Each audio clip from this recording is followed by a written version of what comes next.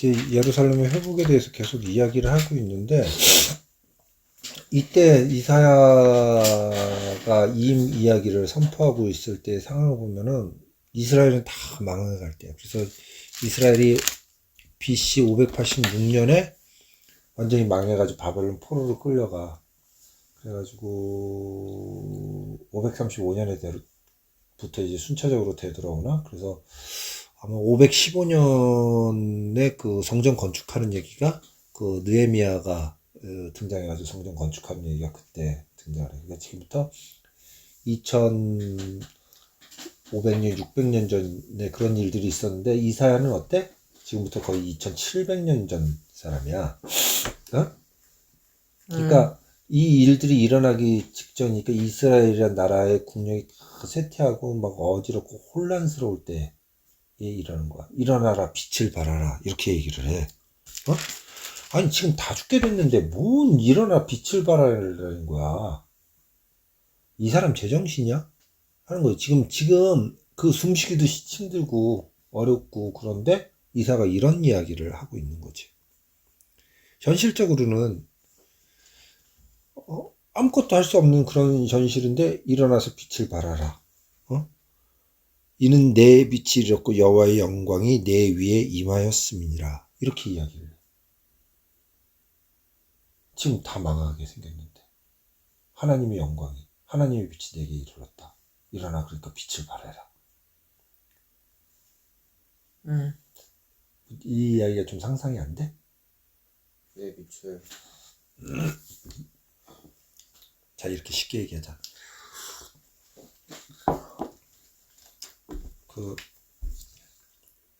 니네 학교에서 휘천아 전교 꼴등한 애가 있어. 공부 지질이 안 해. 말도 지질이 안 들어. 그런 애가 어느 날 갑자기 외치는 거야. 야 대학 갈래 공부 좀 해. 니는 왜 이렇게 공부를 안 하냐. 학생이 맞아? 막 이렇게 하고 있어. 그럴 수 있지. 그럼 반대로 하자. 니네 학교 제일 못생기고 찌질한 애가 그러니까 니네 좀 꾸미고 다녀봐. 깔끔하게. 그러니까 여자친구가 없는 거 아니야. 막 이렇게 얘기를 해. 나도 똑같아.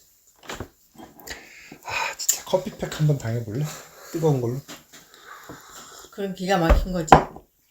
지금 그만큼 기가 막히고. 지금 말도 안 되는 이야기를 하고 있는 거야. 그 이사야가 미친 사람이냐? 아니지. 지극히 이때 당시 다 미쳤어도 이사야만큼 정상인 사람이었는데 이사야 이런 소리를 해.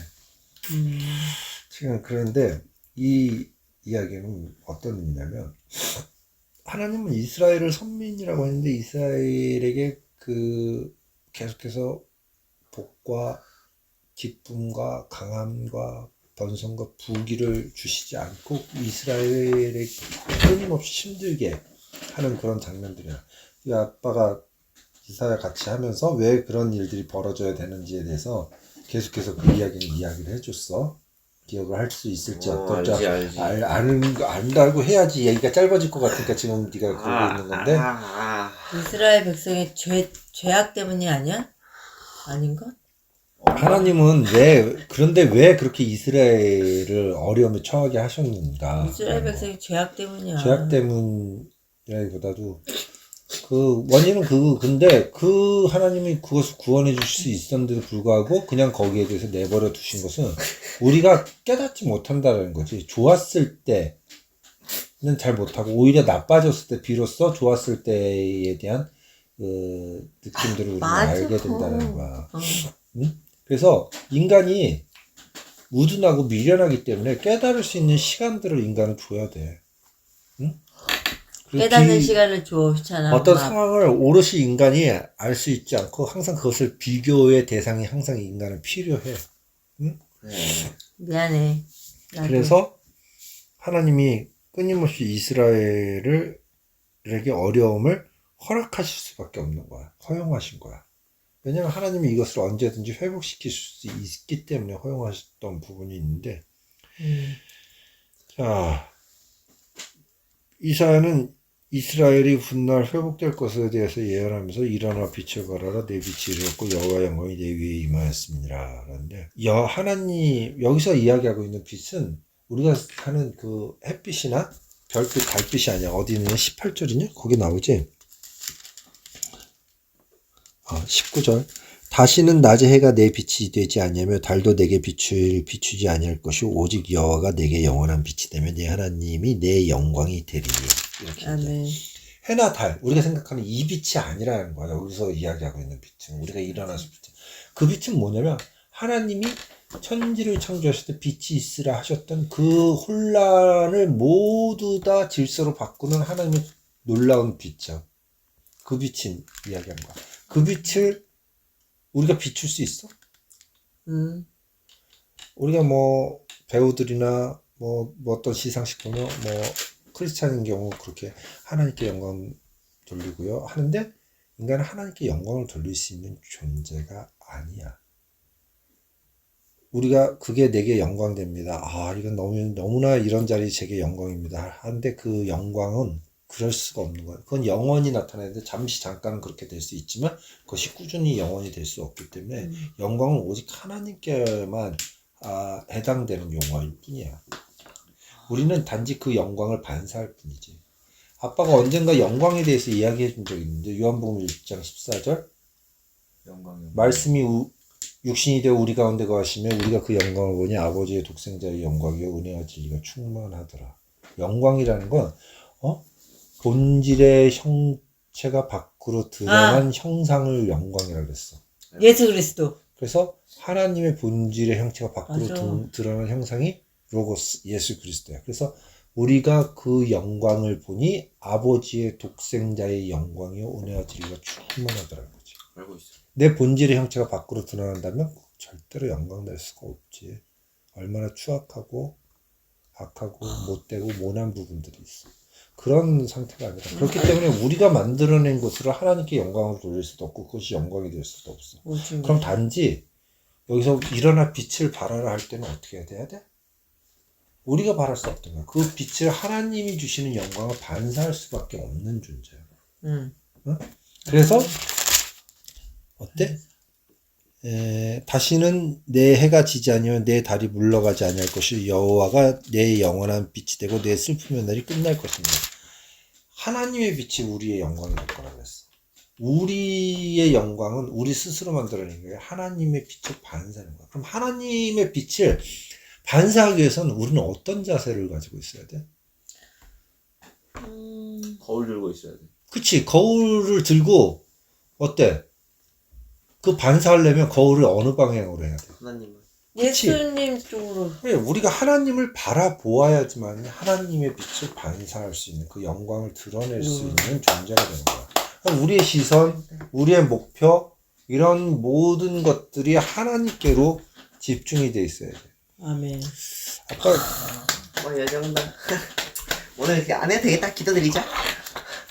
반사.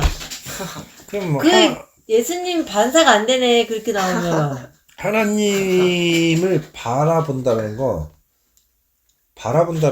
너네 야구해봤지?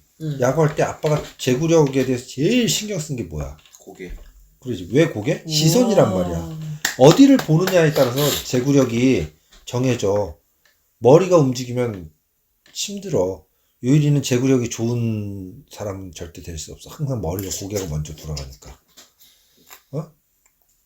항상 시선이란 말이야. 내가 보는 곳, 곧 그곳으로 내 몸과 내 모든 것들이 그쪽으로 움직여. 맞아. 그래서 하나님을 우리는 보아야 돼. 아멘. 곧 하나님께 목표를 두고 있어야 된다는 거지. 군대에서 너 군복 입었다? 군대에서 이렇게 제식 훈련할 때 똑바로 걸어가라면 인간이 이상하게 착 삐뚤어 걸어가. 왜? 앞을 보고 안 가죠? 이상해. 그래가지고 어떻게 해야 되냐면 단체로 갈 때 혼자 훈련할 때? 아니 줄 서서 갈 때 신기하네. 그러면 이상하게 삐뚤어 가. 그럼 이제 처음에 어떤 식으로 하냐면 그 딱 서가지고 자기 정면에 보이는 거를 바라보라 그래. 뒤통수? 아니 참 맨 앞줄에 서 있는 사람들. 그럼 뭐 나무도 있을 거고 뭐 돌멩이도 있을 거고 뭐 스탠드 뭐 어떤 철봉 기둥도 있을 거고 그러잖아. 그럼 그걸 바라보고 그걸 보고 걸어가라. 그럼 똑바로 걸어가. 계속 거기에 시선을 두면. 근데 그걸 안 보고 딴 데 보고 그럼 당연히 삐뚤어져. 그러니까 처음에 제식 훈련할 때 저기 연병장 끝에 자기 정면에 보이는 게 뭐냐? 그럼 뭐 얘기를 쭉 해. 그럼 그거 보고 걷는 연습을 계속해. 지금도 그래? 몰라 지금도 그러지. 아빠 원장님 훈련소에서 물어봐야겠다. 그랬어. 그거 보고 걷는 연습을 계속 하는 거야. 아니 난 똑바로 걷는다는데 한참 걷다가 니들 서가지고 좌우 봐봐 그럼 막 벌어져 있어 막 똑바로 못 걸어 간격이. 이제 그런 거거든. 그래서 하나님을 똑바로 바라보는 것. 그래서 하나님을 분별할 줄 알아야지. 어? 하나님이 누구신지 옳게 받아들일 줄 알아야 돼. 아빠 또 이 구절 보면서 검색하면 나오나? 윌리엄 터너라는 화가가 생각이 났어. 윌리엄 터너? 19절을 보면서. 1절. 일어나 빛을 발하라. 윌리엄 터너. 왜냐면 19절 또 이런 것도 있고, 이 사람이 영국 사람으로는 드물게 그 영국 화가야. 근데 이 사람을 갖다가, 뭐, 모네의 그 해돋이가 인상파의 시작이랬는데 이 사람의 화풍이 프랑스를 건너가가지고 인상파에 되게 영향을 줬거든. 낭만주의 화인데 이 사람이 굉장히 빛을 어떻게 했냐면 빛이 사물에 비쳐서 반사된 것과 어둠에 비친 빛을 그 되게 막 표현한 화가야. 뭐가 있을까? 제일 유명한 게 그 눈폭풍이라는 거거든. 이거는 노아 홍수와 모세의 성경 기록이라는 글이야. 우와. 이 사람은 뭐랄까 빛을 다른 사람들과는 다르게 인식을 했대. 그림이 되게 심오하다. 그래서 풍경화 그림인데도 뭐라 그럴까 추상화 같이 보였던 그런 그림들인 거야. 윌리엄 터너라는 사람의 그림은. 이 제일 유명한 눈폭풍이라는 그림이야.